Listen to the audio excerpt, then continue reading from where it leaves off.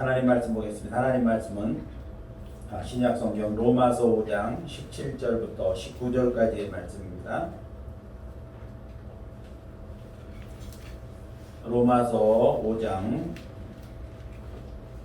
17절부터 19절까지 제가 가지고 있는 성경은 246쪽에 있습니다.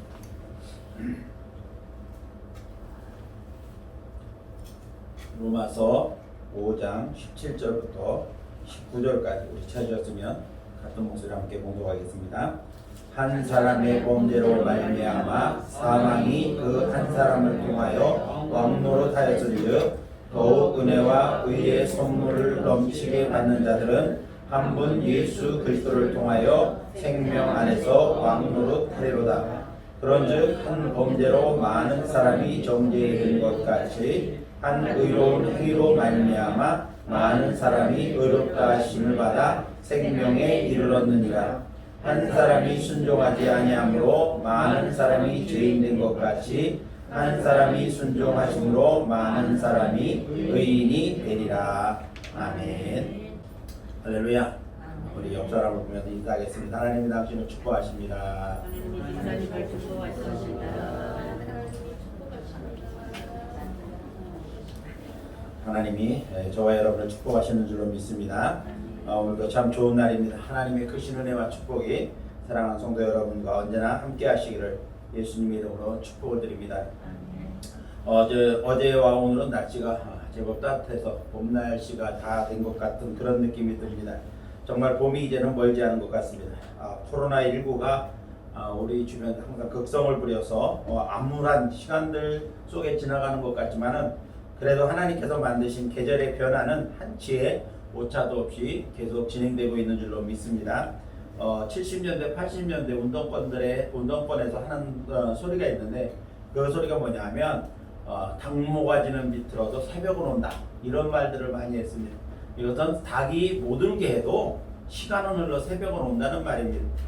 군대에서는 똥개가 짖어도 시간은 간다. 국방부 시계는 지나간다. 그런 얘기가 있습니다. 이 모든 말들은 아무리 막아도 시간의 흐름은 거스를 수 없다라고 하는 그러한 말입니다. 저와 여러분을 향하신 하나님의 섭리와 계획도 조금의 변화도 없이 오늘도 계속되고 있는 줄로 믿습니다. 이 은혜 가운데 늘 평안을 누리시는 성도 여러분의 삶이 되시기를 예수님의 이름으로 축복을 드립니다.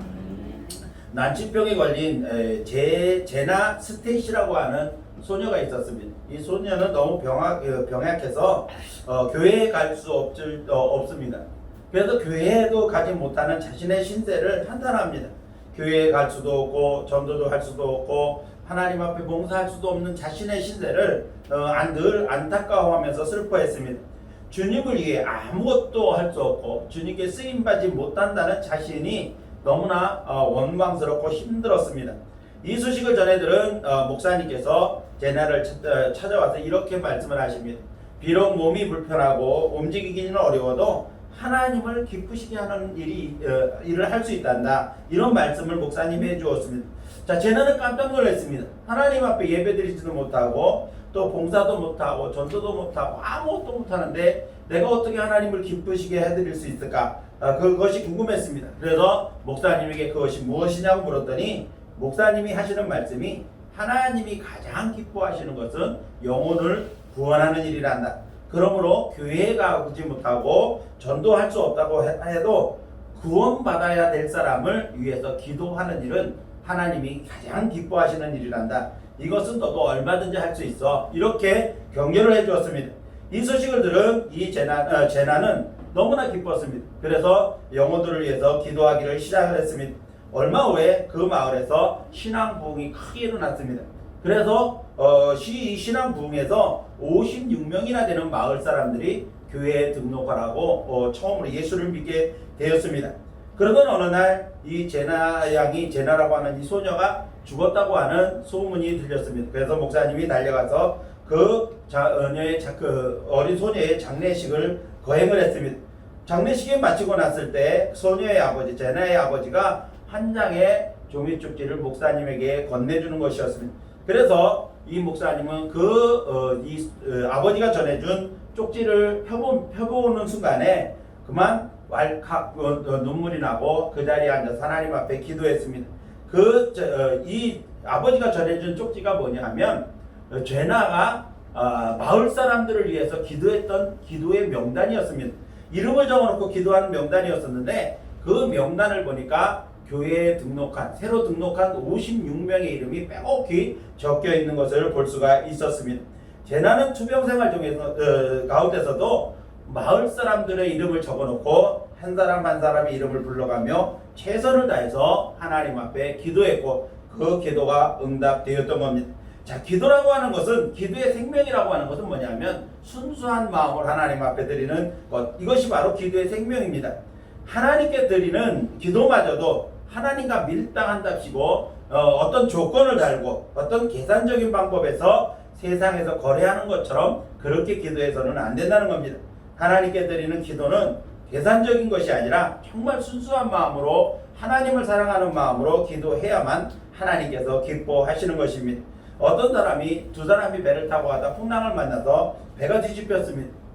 그래서 그 사람들이 죽을 지경이 되니까 그 중에 한 사람이 뭐라고 기도를 했는가 하면, 하나님, 이 바다에서 나를 건져주시면 내 재산의 절반을 하나님께 드리겠습니다. 이렇게 기도를 했습니다. 그런데 그렇게 기도를 했는데도 불구하고 풍랑이 더 심해집니다. 그랬더니 이 사람이 다시 기도를 했는데, 하나님, 이 풍랑에서 건져주시면 내 재산의 3분의 2를 하나님께 드리겠습니다. 이렇게 기도를 합니다. 그런데도 풍랑이 멈추질 않습니다. 그랬더니 이 사람이 마지막으로 울며 겨자 먹기로, 하나님, 내 자산의 전부를 다 드리겠습니? 다 하려고 그러는데 옆에 있는 사람이 친구를 툭툭 치면서, 저기 보기에 육지가 가까워 보이지 않나? 이제 우리는 구원받은 거네. 살아날 길이 생겼네. 이렇게 말하는 겁니다. 그랬더니 지금까지 기도하던 사람이 뭐라 그랬는가 하면, 하나님, 지금까지 제가 한 얘기는 다 잊어주십시오. 못 들은 걸로 해주십시오. 이렇게 이야기를 하더라는 겁니다. 오직 자신의 생명만을 구원받기 위해서 얄팍한 그러한 기도로 하나님을 기만하려고 했던 그러한 기도였던 겁니다.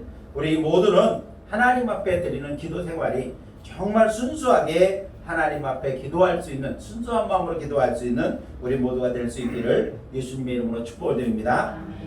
저는 오늘 한 사람의 영향력이라고 하는 제목으로 이번 주와 그리고 다음 주까지 2주간에 걸쳐서 말씀을 드리려고 합니다. 자, 여러분, 창세기 19장을 보면 소돔과 고모라 성이 하나님의 유황불로 멸망당하는 장면이 기록되어 있습니다. 자, 여러분은 소돔과 고모라 성이 왜 멸망을 당했다고 생각을 하십니까? 물론 일반적으로 우리가 생각해보면 소돔과 고모라 성이 가득 찬 죄 때문이라고 소돔과 고모라 성이 멸망한 원인을 생각할 수도 있을 것입니다. 물론 근본적인 이유는 그 성의 죄악이 가득 찼기 때문에 멸망을 당한 것은 맞습니다. 그러나 우리가 성경을 주의 깊게 읽어보면 그것보다 더 중요한 원인이 있습니다. 그것은 뭐냐 하면 바로 그 성에 의인 10명이 없었기 때문에 멸망을 당했다는 겁니다. 창세기 18장 22절에서 33절의 말씀을 보면 이 아브라함이 부지 중에 지나가는 천사들을 대접하게 됩니다. 그래서 천사들을 대접하고 나서 천사들이 가려고 할 때 함께 길을 나갑니다. 그래서 천사들이 가면서 무슨 말을 하는가 하면, 우리가 이 아브라함에게 무엇을 숨기겠느냐, 그렇게 말을 하면서 우리가 지금 가는 길은 소돔과 고모라 성을 멸망시키려고 하나님의 진노의 심판의 불을 내리기 위해서 간다라고 말을 하는 겁니다. 그래서 그들이 소돔과 고모라 성을 향해 간 다음에 아브라함은 하나님 앞에 기도를 합니다. 하나님, 저 소돔과 고모라 성에 의인이 50명이 있다면 그 의인 50명을 이 죄악 가득 찬 사람들과 함께 멸망시키는 것은 부당합니다. 하나님 좀 제거해 주십시오. 이렇게 기도를 합니다. 그런데 하나님께서 말씀하시기를, 그 성에서, 소돔성에서 내가 의인 50명만 찾으면 그 50명 때문에 그 소돔성을 용서해 주겠다. 이렇게 말씀을 하십니다. 그런데 아브라함이 가만 생각해 보니까 하나님 저렇게 말씀하실 때 의인 50명이 없는 것 같습니다. 그래서 5명을 줄여서 45명이 있으면 어떡하시겠습니까? 라고 물었습니다. 그랬더니 하나님께서 45명을 위해서도 내가 그 성을 멸하지 않겠다. 이렇게 아브라함이 하나님 앞에 깎아 내려가기 시작하는 게 40명, 30명, 20명에서 10명까지 깎아 내려갑니다. 자, 아브라함이 깎아 내려갈 때마다 하나님께서 하신 말씀이 뭐라고 말씀하시는가 하면, 그 성에, 소돔과 고모라 성에 의인 45명만 있으면, 40명만 있으면, 30명만 있으면, 20명만 있으면, 10명만 있어도 그 의인들 때문에, 그 성에서 의인 10명만 찾으면 그 의인들 때문에 그 성을 그 의인들로 말미암아 그 성을 멸하지 않겠다라고 말씀하십니다. 그런데 그럼에도 불구하고 소돔과 고모라 성에는 의인 10명이 없어서 결국은 멸망을 당했다는 겁니다. 더 엄밀하게 말하면 롯의 가족이 4명입니다. 4명은 하나님께서 구원하시기로 롯의 가족은 하나님께서 아브라함을 생각하셔서 구원해 주시기로 작정을 하셨습니다. 그렇다고 한다면 의인 6명만 더 있었어도 구원을 받을 성이 소돔성이었습니다. 그런데 의인 10명이 없어서 멸망당한 성, 이것이 바로 소돔과 고모라 성이었습니다. 10명이라고 하는 숫자는 정말 작은 숫자입니다. 그 작은 수 10명이 없어서 유황불이 비처럼 내려서 멸망당한 성읍, 바로 그것이 소돔과 고모라 성인 겁니다. 사랑하는 성도 여러분, 한 사람의 숫자는 정말 보잘것없는 작은 숫자처럼 보입니다. 그런데 보십시오. 한 사람이라는 숫자가 얼마나 엄청난 영향력을 끼치고 있는지 오늘 우리가 읽은 본문 말씀에서도 우리에게 말씀해주고 있습니다. 자, 본문보다 12절 말씀, 앞에 있는 12절 말씀을 보면 그러므로 한 사람으로 말미암아 죄가 세상에 들어오고 죄로 말미암아 사망이 들어왔나니 이와 같이 모든 사람이 죄를 지었으므로 사망이 모든 사람에게 이르렀다. 이렇게 말씀했습니다. 한 사람이 범죄함으로 말미암아 그 범죄로 말미암아 세상에 죄가 들어왔다는 겁니다. 이 죄 때문에 사망도 들어왔고 이 사망 때문에 모든 사람이 죄인이 되어 사망에 이르는 결과를 낳게 되었다는 겁니다. 한 사람 때문에 죄가 들어왔고 한 사람 때문에 모든 사람이 죄인이 되었고 한 사람 때문에 그 죄 때문에 모든 사람이 다 죽음에 이르게 되었다. 사망에 이르게 되었다라고 말씀을 하는 겁니다. 자, 한 사람의 죄 때문에 그 죄의 영향력이 모든 사람을 죄인으로 만들었고 모든 사람을 사망에 이르게 만들었다는 겁니다. 자, 오늘 우리가 읽은 본문 말씀을 보면 한 사람의 영향력을 대조적으로 말씀하고 있는 것을 볼 수가 있습니다. 17절 말씀 보니까 한 사람이 범죄함으로 말미암아 사망이 그 한 사람을 통해서 들어왔고 그 한 사람을 통해서 들어온 사망이 모든 사람 위에 왕노릇했다는 겁니다. 그리고 또 그 대조에서 무엇을 말씀하고 있는가 하면 한 의로운 행위가 있어서 그 한 의로운 행위로 말미암아 많은 사람이 의롭게 되어서 의의 왕노릇하게 되었다. 이렇게 대조적으로 말씀을 했습니다. 그리고 18절에 가서는 뭐라고 말씀하는가 하면 한 범죄로 많은 사람이 정죄에 이른 것 같이 또 한 사람의 행위로 말미암아 많은 사람이 의롭게 되었다는 겁니다. 한 사람의 죄 때문에 모든 사람이 죄인 되었고 한 사람의 의로운 행위 때문에 많은 사람이 의롭게 되었다는 겁니다. 자, 19절 말씀에 보면은 한 사람이 불순종으로 말미암아 많은 사람이 죄인 된 것 같이 한 사람이 순종함으로 또 많은 사람이 의인이 되었다. 이렇게 말씀했습니다. 이처럼 영향력 있는 한 사람으로 말미암아 죄와 사망이 시작되었고 죄 때문에 모든 사람이 죽게 되었다는 겁니다. 그런데 또 한 사람으로 말미암아 죄사함을 받고 구원의 길이 열리고 영원한 생명을 얻게 되었다라고 오늘 본문 17절부터 17절, 18절, 19절에 각 절마다 그렇게 대조해서 말씀을 하고 있는 겁니다. 자, 죄를 세상에 들어오게 하여 정죄를 받게 한 사람, 사망이 왕노릇하게 한 사람, 그 한 사람이 누굽니까? 죄의 영향력을 끼친 사람이 누구냐면 바로 아담이라고 하는 최초의 사람인 겁니다. 또 한 사람, 의롭게 만들고 영생을 얻게 하고 구원의 길을 가게 한 사람이 누굽니까? 바로 한 사람, 예수 그리스도로 말미암은 것입니다. 예수 그리스도로 말미암아, 예수 그리스도 한 사람으로 말미암아 의롭다 하심을 얻고 생명을 얻고 생명 안에서 왕노릇할 기회를 얻게 되었다는 것입니다. 이거 얼마나 큰 영향력입니까? 한 사람이었지만, 비록 한 사람이었지만 한 사람은 죄의 영향력을 끼쳤고 사망의 영향력을 끼친 반면에 한 사람 예수 그리스도께서 순종하시고 십자가에 못 박혀 돌아가심으로 많은 사람을 구원하게 했다는 겁니다. 그래서 저는 오늘부터 다음 주까지 특별한 영향력을 끼쳤던 성경의 한 인물들을 소개하려고 합니다. 그래서 그들을 통해서 어떤 영향력이 우리에게 끼쳐졌는가, 그 사람들이 어떤 영향력을 끼쳤는가, 그것을 말씀드리려고 합니다. 말씀을 듣는 사랑하는 성도 여러분들이 이제 소개되는 사람들을 통해서 나는 지금까지 어떤 영향력을 끼치면서 살아온 사람이었는가, 또 앞으로 나는 어떤 영향력을 끼치는 사람이 될 것인가, 이런 것들을 한번 생각해보고 결단하는 그러한 시간들이 되시기를 예수님의 이름으로 축원합니다. 자, 그럼 막대한 영향을 끼친 한 사람은 누구이며 어떤 영향력을 끼쳤을까요? 첫 번째로 보니까 믿음으로 순종한 한 사람 아브라함에 대해서 말씀을 드리려고 합니다. 아브라함이라고 하는 사람은 원래 어디 사는 사람이냐면 메소포타미아 지역에 갈대아 우르라고 하는 곳에서 태어난 사람입니다. 아람 사람이라는 겁니다. 자, 그런데 아람이라고 이 우르에라고 하는 동네에서 평범하게 살던 아람 사람이었는데 그가 고향을 떠나서 가나안으로 이사를 가서 가나안 땅에서 살게 되었습니다. 하란 땅에서 살게 되었습니다.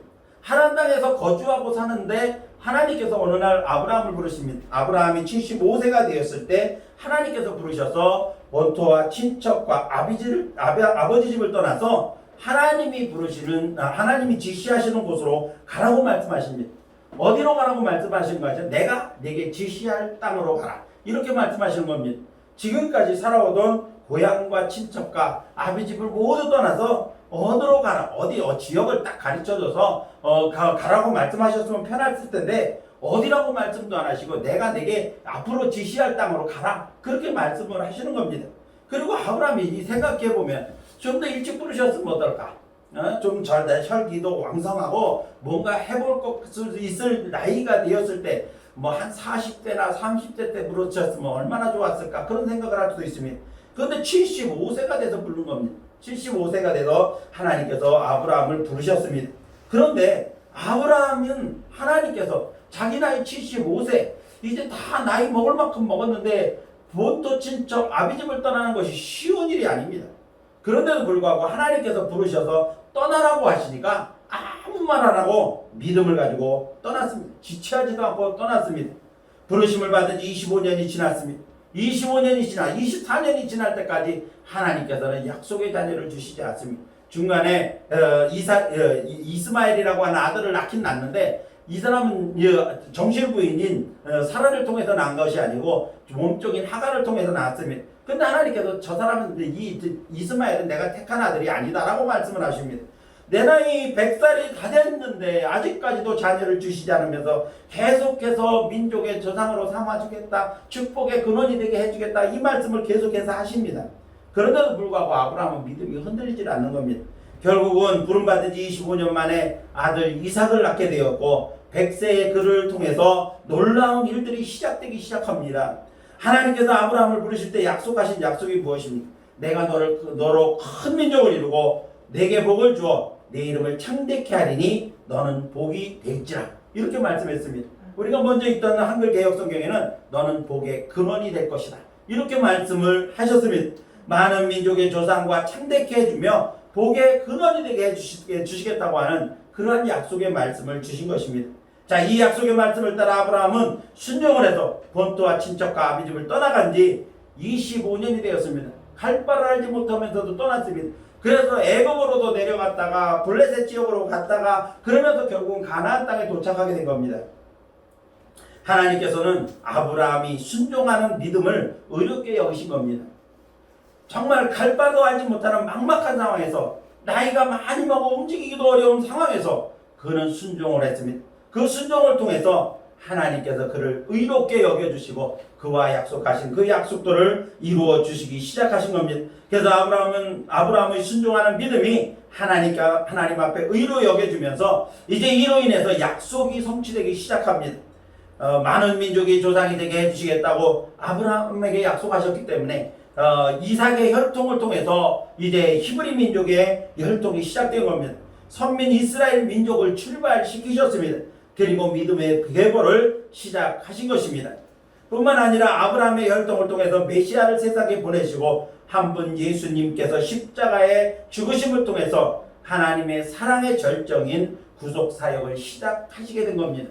자, 구속사역의 시작, 예수님께서 십자가에 못 박혀 돌아가신 것은 신약에 기록되어 있지만은 실질적으로는 아브라함을 하나님께서 선택하시면서부터 그 이전부터 계획하신 일입니다.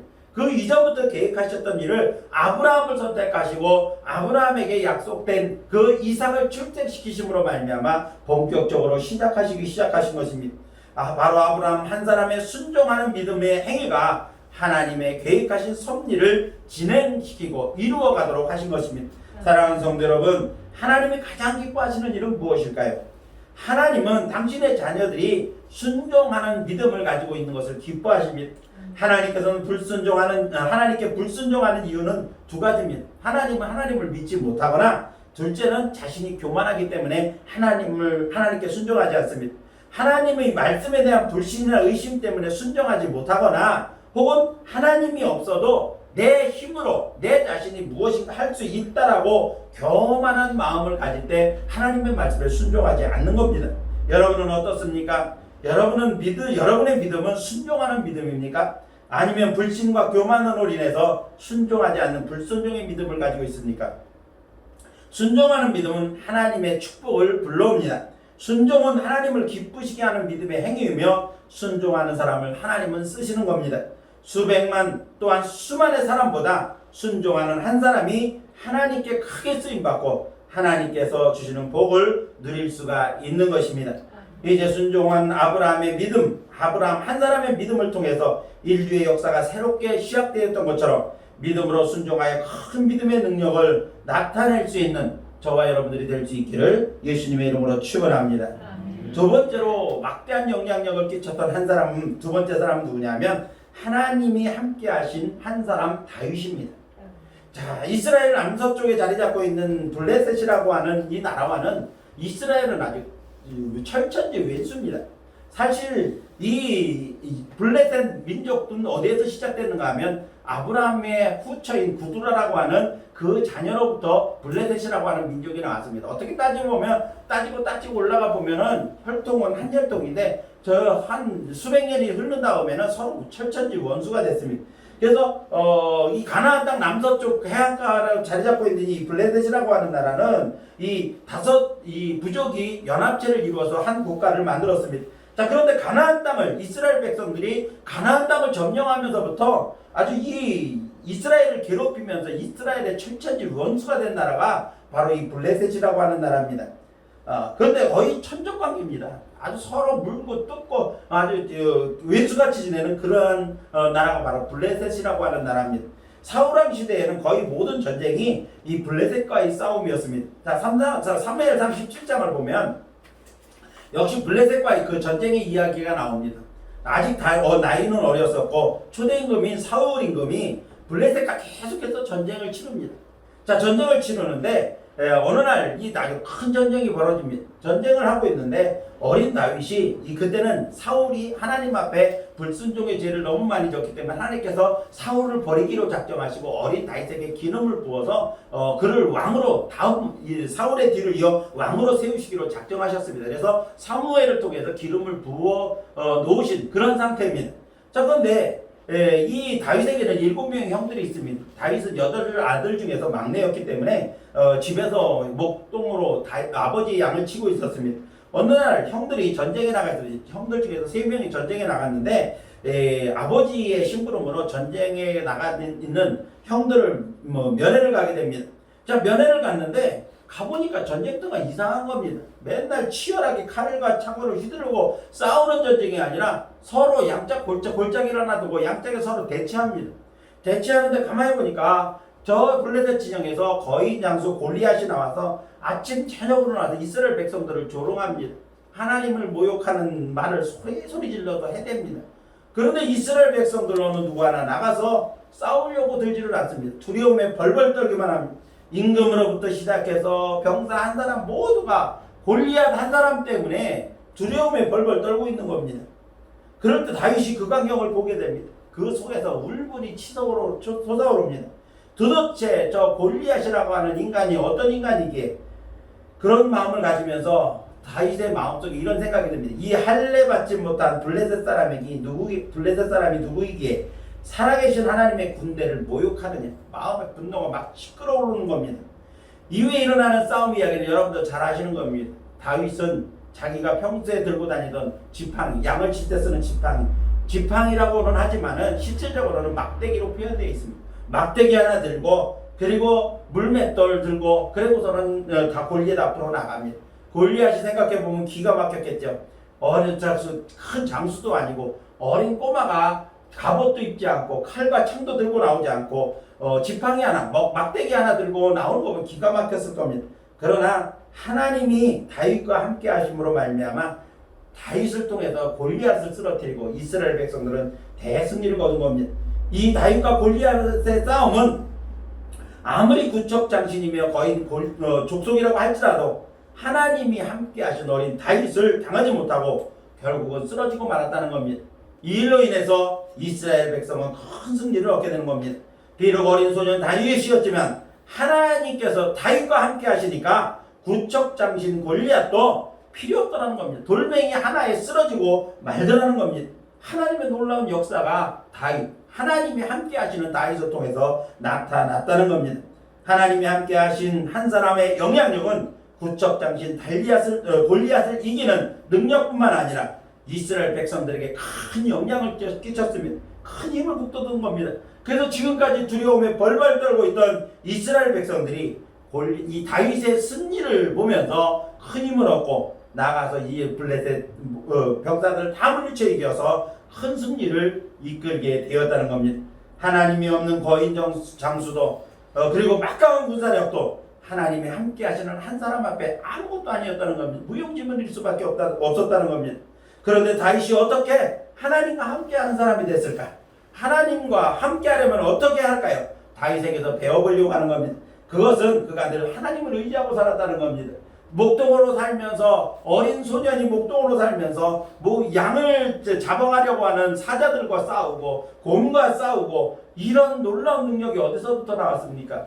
하나님을 의지하는 데서부터 나왔다는 겁니다. 그래서 그는 늘 하나님과 동행하고 그때마다 하나님의 은혜에 감사해서 어려운 일을 당하든 좋은 일을 당하든 하나님을 찬송하는 그러한 찬양의 삶을 살았다는 겁니다. 그래서 그러한 하나님을 의지하고 하나님과 동행하고 하나님을 찬양하는 삶을 통해서 하나님을 기쁘시게 한 겁니다. 그랬더니 하나님이 다윗과 함께 하신 겁니다. 따라서 다윗을 통해 배우는 하나님과 함께하는 방법은 전심으로 하나님을 의지하고 하나님을 신뢰하는 겁니다. 하나님과 동행하면서 늘 하나님을 찬송하면 하나님을 기쁘시게 하는 일입니다. 그럴 때 하나님께서 우리와 함께 하시고 계시는 겁니다. 사랑하는 성도 여러분, 여러분은 늘 하나님과 함께하고 계십니까? 여러분 안에 늘 하나님을 의지하며 하나님과 동행하며 하나님을 찬양하고 계십니까? 여러분 입에서는 하나님을 찬양하는 소리가 늘 흘러나오고 있습니까? 어떤 입의 말들이, 우리 입의 말들이 하나님을 기쁘시게 하고 있습니까? 이제 늘 하나님을 믿음으로 의지하고 그분과 늘 동행하며 찬송하는 삶을 통해 하나님을 기쁘시게 함으로써 하나님이 함께 하시는 한 사람이 되어 큰 승리를 안겼던 다윗의 영향력처럼 저와 여러분들도 하나님을 기쁘시게 하는 그러한 사람이 되어서 어떤 상황 속에서도 영육간에 늘 승리를 거두면서 살아갈 수 있는 저와 여러분들이 될 수 있기를 예수님의 이름으로 축원합니다. 마지막 세 번째로 어떤 사람이 또 한 영향력 있는 한 사람이었을까? 그것은 금식하며 기도한 한 사람 에스더입니다. 에스더는 북왕국 이스라엘과 남왕국 유다가 그들의 죄악 때문에 모두 멸망을 당하고 말았습니다. 그래서 바벨론의 포로로 잡혀갔습니다. 그런데 바벨론이라는 나라가 망하고 메데 바사가라고 하는 나라가 그 뒤를 이어서 이제 전 세계를 통치하고 있었습니다. 자, 그럴 때 바사 왕국의 수산성이라고 하는 바사 왕국의 수도가 수산성이었었는데 그 수산성에서 일어난 사건의 주인공이 바로 에스더입니다. 그는 여자로서 아수에로 임금의 왕비가 되었습니다. 왕비가 되어서 여자의 몸으로 민족을 구한 위대한 기도의 사람입니다. 당시 아수에로의 임금의 전폭적인 신임을 받았던 사람이 있었는데 바로 그 신임을 받은 사람이 누구냐면 하만이라고 하는 사람입니다. 이 하만이라고 하는 사람은 그 권력을 등에 업고 온갖 권세를 다 부렸습니다. 그럴 때 모든 사람이 자기가 지나갈 때 다 절하하는데 모르드게라고 하는 이 수문장, 문지키는 궁궐 문지기가 자기에게 절을 하지 않습니다. 그런데 그를 미워하기 시작한 이 하만은 이 한 사람을 죽이는 것으로 모르드게를 죽이는 거 분이 풀릴 것 같지를 않습니다. 그래서 알아보니까 모르드게가 유대인이더라 라고 하는 사실을 알게 되어져서 모르드게 한 사람 미움하는 그 미움이 유대인 전체를 죽이겠다고 생각을 한 겁니다. 바사 왕국의 통치 아래에 있는 모든 유대인들을 멸절시키겠다고 하는 그러한 계획을 세웁니다. 그래서 마지막으로 모르드게를 달아 죽이려고 자기 집 앞에다가 엄청나게 높은 장대를 매달아서 그곳에다 모르드게를 달아 죽임으로써 자기의 권위를 세우려고 했습니다. 그런데 그 소식을 누가 알게 되었냐면 에스더 왕비가 알게 된 겁니다. 그래서 왕비 에스더가 모르드게, 외삼촌인 모르드게에게 말하기를 내가 3일 동안 금식하면서 기도하겠습니다. 그러니 외삼촌도 이 수산성에 있는 유대인들에게 함께 모여서 나를 위해 3일 동안 기도해 주십시오. 내가 3일 동안 금식하고 기도한 다음에 왕 앞에 나가겠습니다. 내가 왕이 나를 죽이면 내가 죽겠습니다. 죽으면 죽으리라. 이렇게 다짐을 합니다. 그래서 생명을 돌보지 않고 그 유명한 내가 죽으면 죽으리라고 하는 일사각오의 그러한 마음을 가지고 3일 동안 금식 기도를 합니다. 그리고 왕 앞에 나갑니다. 자, 왕 앞에 나가는 것이 뭐 그렇게 어려운 일이냐? 그렇게 생각할지 모르겠습니다만 그 시대의 법상 어떤 게 있었냐면 왕이 부르짖어 안았을 때 왕 앞에 나아가면 그 대상이 왕일지라도 그 왕 앞에 나간 그 사실을 갖다 왕이 허락하지 아니하면 금월이라고 하는 호롤렙이라서 허락하지 않으면 왕비라도 죽음을 면치 못하는 그러한 법이 있었습니다. 그런데 왕이 이 왕비를 부르지 않은 지가 벌써 한 달이나 되었습니다. 한 달이나 되었는데 왕이 왕 앞에 나간다는 것은 거의 생명을 걸고 나가는 일이기나 마찬가지입니다. 그렇기 때문에 이 에스더 왕비도 3일을 금식 기도하고 그리고 왕 앞에 나간 겁니다. 자, 그런데 여러분 생각해 보십시오. 3일을 먹지 못해서 얼굴이 수척해진 왕비, 그리고 한 달 동안 부르지 않은 그런 왕비가 뭐가 이뻐 보였겠습니까? 그런데 3일을 금식하고 왕 앞에 나갔더니 왕 앞에 다가가는 에스더를 볼 때 이 아하수에로 임금 앞에 얼마나 이쁘게 보였는지 모릅니다. 그래서 이 왕이 너무나도 기뻐서 금호를 내밀었을 뿐만 아니라 뭐라고 말을 하는가 하면 나에게 원하는 것을 요구해라. 내가 나라의 절반이라도 주겠다. 3일을 금식하고 한 달 동안 보지 않은 왕비가 자신 앞에 나오는 게 얼마나 이뻐 보였으면 나라의 절반이라도 떼어주겠다라고 말을 할 정도로 이뻤겠습니까? 하나님께서 아하수에로 임금의 마음을 움직이셨고 그 눈에 콩깍지를 실어 놓은 겁니다. 그러니까 그 에스더 왕비가 그렇게 이쁘게 보인 겁니다. 사랑하는 성도 여러분, 일사각오, 즉 죽으면 죽으리라는 다짐과 결단 중요합니다. 그러나 그런 다짐과 결단으로만 하나님을 감동시킬 수가 없습니다. 그리고 막대한 영향력을 발휘할 수 있는 사람이 될 수가 없는 겁니다. 그런 일에는 그만큼 간절한 기도의 결단이 필요한 겁니다. 그리고 기도하는 일이 중요한 것입니다.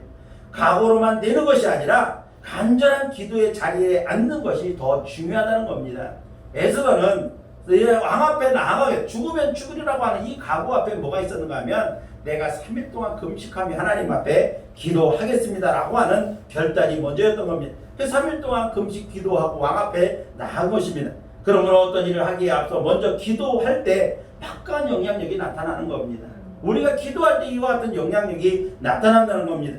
하나님은 이스라엘 백성들을 구원하시는 데 있어서 수많은 군사력이나 어떤 권력이나 혹은 정치적인 수완을 발휘해서 이스라엘 백성들을 구원한 게 아니라 연약한 한 여인이지만 죽으면 죽으리라 일사각오의 마음으로 기도한 한 사람 에스더를 통해서 구원하셨다는 겁니다. 이처럼 기도하는 한 사람이 기도하지 않는 한 민족보다 강한 겁니다. 예수님께서는 기도 외에는 능력이 나갈 수 없다 말씀했습니다. 무화과 나무가 말 한마디, 예수님의 말 한마디에 말라 죽었습니다. 뿌리째 말라 죽었습니다. 그런 능력도 기도 외에는 없다는 겁니다. 그래서 믿음으로 기도할 때 능력이 나타난다라고 말씀하시는 겁니다. 그러므로 기도는 능력입니다. 기도하는 어머니의 자녀는 망하지 않습니다. 기도하는 민족은 그 어느 나라도 감히 넘보지 못합니다. 기도하는 백성은 코로나19가 접근하지 못하도록 하나님께서 지켜주시는 것입니다. 이제 기도하는 한 사람 에스더의 영향력이 민족을 구원해낸 것처럼 기도하는 성도들이 되어줘서 하나님의 응답의 역사로 민족을 살리고 가정도 살리고 나 자신도 살아나는 영향력을 나타내는 성도 여러분들이 될 수 있기를 예수님의 이름으로 축원합니다. 이제 말씀을 맺습니다. 사랑하는 성도 여러분, 한 사람은 미약합니다. 나만 생각하면 미약합니다. 그러나 하나님은 미약한 한 사람을 통해서 일하시고 그 사람을 통해서 역사하신다는 사실을, 막강한 영향력을 끼치게 하신다는 사실을 우리는 잊지 말아야 될 것입니다. 어떤 사람을 통하여 일하시며 막강한 영향력을 나타내십니까? 아브라함처럼 말씀에 믿음으로 순종하는 사람, 하나님의 말씀에 믿음으로 순종하는 한 사람을 통해서 영향력 있게 하십니다. 다윗처럼 하나님을 신뢰하고 하나님을 기쁘시게 함으로써 하나님과 하나님이 함께 하시는 한 사람이 막강한 영향력을 나타내는 겁니다. 에스더처럼 간절하게 기도하는 한 사람을 통해서 하나님이 막강한 영향력을 나타내십니다. 이제 사랑하는 성도 여러분들이 아브라함처럼 그리고 순종한 다윗처럼 그리고 늘 하나님과 함께 하시는 하나님과 함께 하시고 또 에스더처럼 간절하게 기도하는 사람이 되어져서 비록 연약한 나 한 사람이지만 막강한 영향력을 발휘하는 능력 있는 성도 한 사람 한 사람이 되시기를 예수님의 이름으로 축원합니다. 교회 소식을 말씀드리겠습니다. 예배에 참석하신 성도 여러분들 또 온라인으로 예배하는 성도들에게 하나님의 은혜와 축복이 가득하시길 바랍니다. 2021년 교회 주여 회복해옵소서 이 주제를 여러분들이 늘 마음속에 새기고 우리의 일상이 회복되고 우리의 믿음이 회복될 수 있도록 열심히 기도하시고 노력하시길 바라고요. 코로나19가 계속되고 있는데 매사에 조심하셔서 안전한 생활 하실 수 있도록 하시길 바라고요. 기온이 이제 민감한 때입니다. 이제 환절기가 다가오고 있는데 건강 잘 지키시기를 바라고요. 여러분의 신앙 성장과 또 영적인 건강 관리를 위해서 매일 묵상 그리고 성경 읽는 것 그리고 이 모든 일들을 기도하는 일들 등 모든 일들에 힘써 주시길 바랍니다. 서로 힘들고 어려울 때 위로하고 격려하면서 그리스도의 사랑을 함께 나누는 그러한 성도들이 되시기를 바랍니다.